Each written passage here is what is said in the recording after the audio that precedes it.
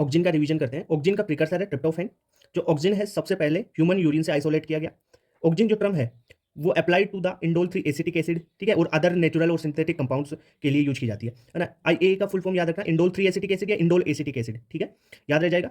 जो ऑक्सिन है किससे प्रोड्यूस किया जाएगा, जो ग्रोइंग एपिक्स है, मतलब सूट एपिकल या रूट एपिकल, इनसे प्रोड्यूस किया जाएगा, फिर ये माइग्रेट कर जाता है पूरे प्लांट में, ठीक है, प्लांट के अदर पार्ट्स में। ओके सर, ये बात होगी। अब जो आपके नेचुरल ऑक्सिन है वो कौन कौन से है, वो है इंडोल एसिटिक एसिड और इंडोल ब्यूटाइरिक एसिड। इनका फुल फॉर्म भी याद रखना है ना, IAA और IBA का। ये है नेचुरल वाले। अब सिंथेटिक वाले देख लो कौन कौन से हैं। सिंथेटिक वाले हैं Na नेप्थलीन एसिटिक एसिड, और दूसरा है 2,4-D। 2,4-D का नाम याद जरूर याद रखना, फुल फॉर्म ये है डाइक्लोरोफिनॉक्सी एसिटिक एसिड, ठीक है।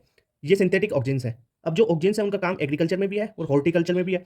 देखो काम क्या है, इसके वर्क पे भी क्वेश्चन आता है। पहला काम देखो, इनिशिएट करता है रूटिंग को इन स्टेम कटिंग, ठीक है। तो इसका यूज किस में किया जाएगा भाई, प्लांट प्रोपोगेशन में यूज कर सकते हैं इसका।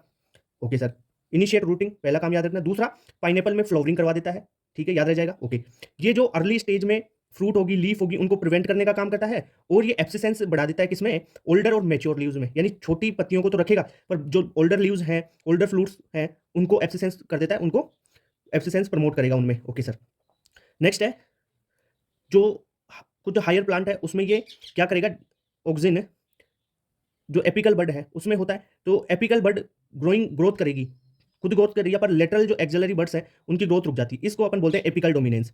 तो अगर आप जो ये एपिकल बड है उसका डीकैपिटेशन कर दो, मतलब उसको हटा दो, काट दो, तो लेटरल जो बड्स हैं, जो लेटरल बड्स हैं वो ग्रो कर जाएगी, ठीक है, तो उसमें ये काम आता है। क्लियर बात। तो एपिकल डोमिनेंस ये कर रहा है, पर अगर उस चीज को आप हटा दोगे, वहां से एपिकल बड को काट दोगे, डीकैपिटेशन कर दोगे, तो लेटरल बड की ग्रोथ हो जाएगी, ठीक है।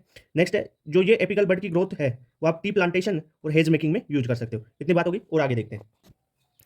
ऑक्सिन इंड्यूस करता है पार्थेनोकार्पी, इसमें टोमेटो में, ठीक है, पार्थेनोकार्पी इंड्यूस करेगा टोमेटोज में। ओके, ये हर्बिसाइड्स के रूप में यूज आता है किसमें, जो डाइकोटिलिडनस वीड्स है ना उन पे आप 2,4-D का छिड़काव कर दो तो उससे वो वीड खत्म हो जाती है, ठीक है। जो मेच्योर मोनोकोट प्लांट है वो इससे खत्म नहीं होंगे, ध्यान रखना। Okay, not affect on mature monocotyledonous plants. Okay, तो वीड फ्री लॉन्स बनाने में यूज किया जा सकता है इसका। मेन काम एक और है, जाइलम डिफरेंशिएशन करता है ये, और सेल डिवीजन को भी हेल्प कर लेता है, ठीक है। तो ये ऑक्सिन्स के यूज हो गए, याद रखना है।